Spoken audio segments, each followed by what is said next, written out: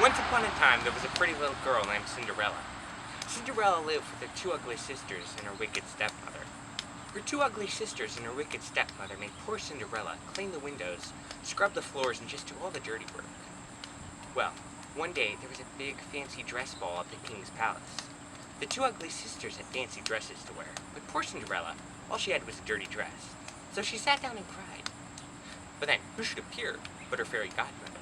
And she felt so sorry for poor Cinderella that she changed her dirty dress into a fancy dress, and her pumpkin into a carriage. But remember, she said, you must be home by the stroke of midnight. So off Cinderella went and danced all night with the prince. But as the stroke of midnight approached, Cinderella dashed down the palace staircase. What do you think happened at the bottom step? She dropped her slipper. Wasn't that a dirty shame?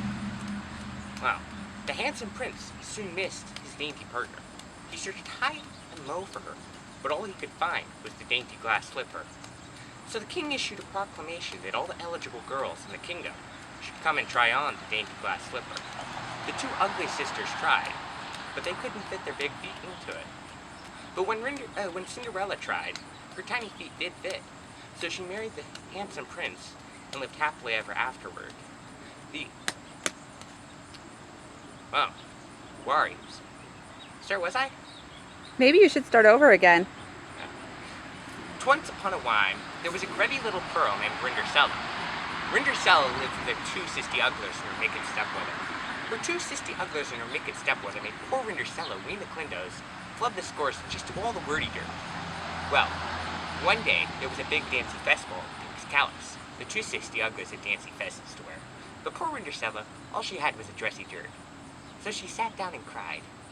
But then who should appear but her merry godmother? And she felt so sorry for poor Rindercella that she changed her dressy dirt into a fancy fess, and her pumpkin into a carriage. But remember, she said, you must be home by the smoke of street. So off Rindercella went and pranced all night with the dance.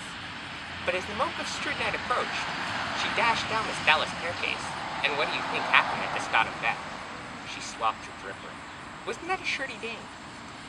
Well, the prince and Hint soon missed his painty dartner. He searched high and ho for her, but all he could find was the dainty glass slipper.